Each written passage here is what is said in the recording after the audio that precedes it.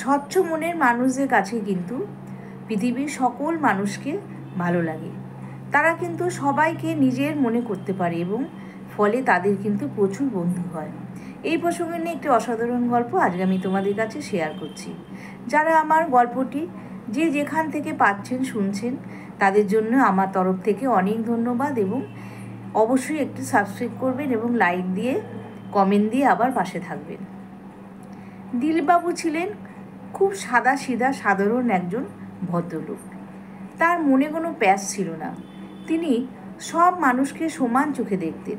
কারোর মধ্যে তিনি কোনো দিনও খুঁত দেখেননি এবং কাউকে নিয়ে কোনো দিন কারোর সাথে সমালোচনা করতেন না।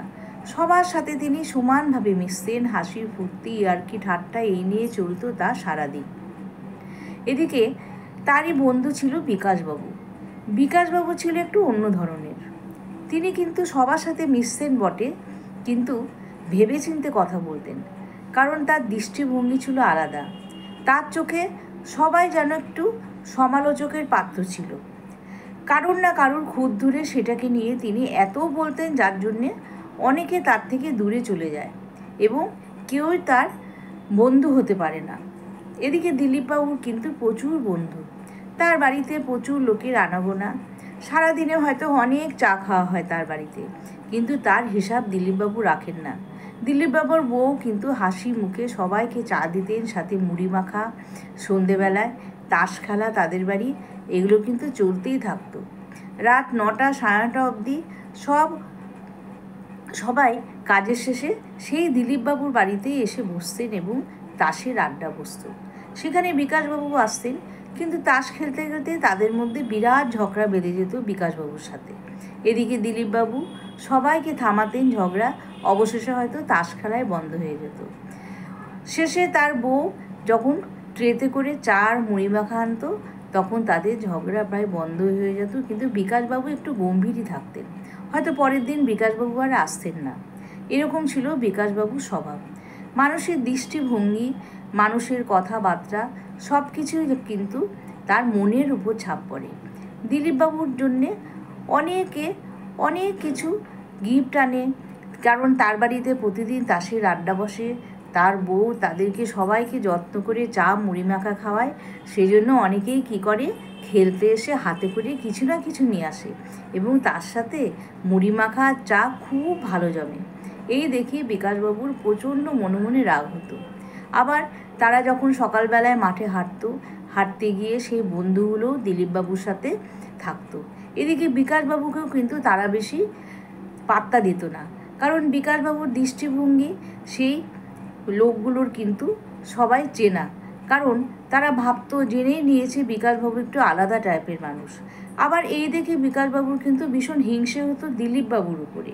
তিনি তখন ভাবতেন যে দিলীপের কাছে এত বন্ধু এত কিছু, আর আমার সাথে কেউ মিশতেই চায় না।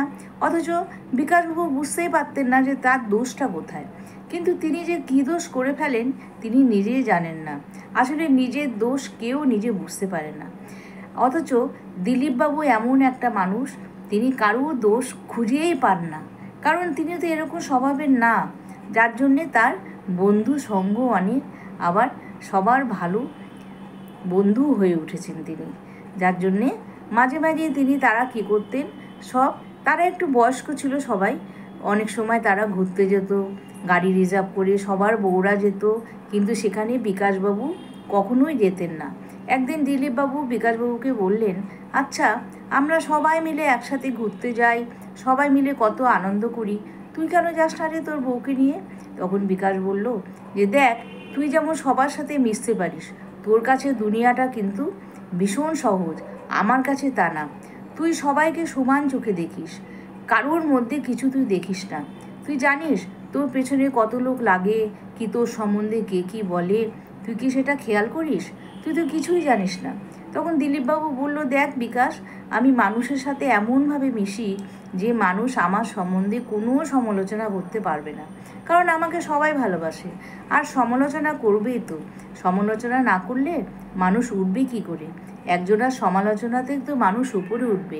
সেই জন্য আমি এগুলো কোনো রকমভাবে পাত্তা দিই না। আর তুই আজকে পাত্তা দিস বলেই তুই দেখ কোথায় পড়ে আছিস। তোর সাথে না কেউ মেশে, না তুই আমাদের আড্ডায় ভালো মতো আসিস। এমনকি তাস খেলতে গিয়েও তুই মাঝে মাঝে এমন ঝগড়া করিস, আমাদের তাস খেলাটাই কিন্তু ভণ্ড হয়ে যায়। এই কথা শুনে বিকাশ বলে যে সত্যি তো, তুই তো খুব ভালো মানুষ, এই জন্যে তোকে সবাই ভালোবাসে। তখন বিকাশবাবু আবার দিলীপবাবুর পেছনে লাগে। এই জিনিসটা বিকাশবাবু খুব মজা করে নেয়। সে বলে, বিকাশবাবু বলে, দেখ দিলীপ, তুই এত ভালো মানুষ, তোর কাছে পৃথিবীটা একদম জলের মতো। প্রত্যেকটা মানুষকে তুই এমনভাবে ভালোবাসিস, তুই সেখানে কোনো রকম ভেদাভেদ করিস না। তোর এই জিনিসটা কিন্তু একদম ভালো না। কে কোন দিন তোর পেছনে লাগবে, কিভাবে তোর ক্ষতি করবে, তুই সবাইকে সব কিছু খোলা মনে বলিস, সবার সাথে আড্ডা মারিস, নিজেকে একটু জায়গা বিশেষে একটু রিজার্ভ রাখতে হয়, সেটা কি জানিস?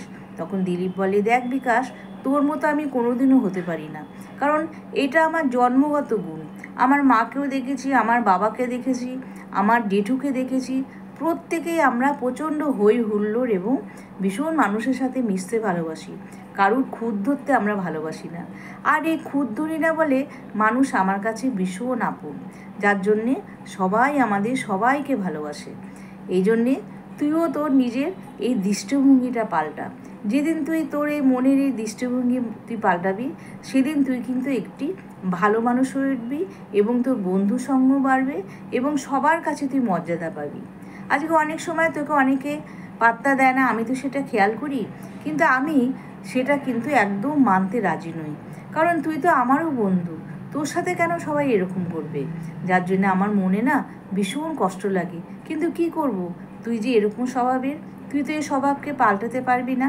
যদি মনে করিস তুই স্বভাবকে পাল্টাতে পারবি, তাহলে তুই সেটা কর, তাহলে কিন্তু সবাই তোর পাশে দাঁড়াবে এবং সবাই তোর নিজের হয়ে উঠবে। তুই আমাকে দেখছিস তো, এই জন্যে কিন্তু আমার এতটুকু গর্ব হয় না, কারণ আমি কোনো দিনও পারবো না নিজেকে পাল্টাতে। আমি সবসময় এরকম দেখব, এরকমই থাকবো। আর শোন, মানুষের কোনো দিন কোনো খুঁত ধরতে যাবি না।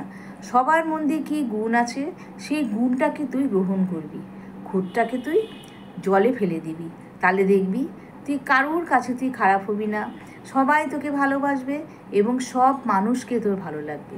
কারণ তোর আচার আচরণ দৃষ্টিভঙ্গিতে কিন্তু মানুষ বুঝে যায় তুই কাকে কতটা কী চোখে দেখিস। এই কথা শুনে বিকাশবাবু বলল যে ঠিক আছে, তুই যা বলবি তাই হবে, দেখি নিজেকে পরিবর্তন করতে পারি কি না। তখন থেকে বিকাশবাবু চেষ্টা করছে, হয়তো কিছুটা হবে, কিন্তু সবাইকে যদি এইভাবে আমরা পরিবর্তন করতে পারি এবং আমরা নিজেরাও যদি পরিবর্তন হই, তাহলে কিন্তু সত্যি আমাদের বন্ধু সঙ্গটা বিশাল বড় হবে।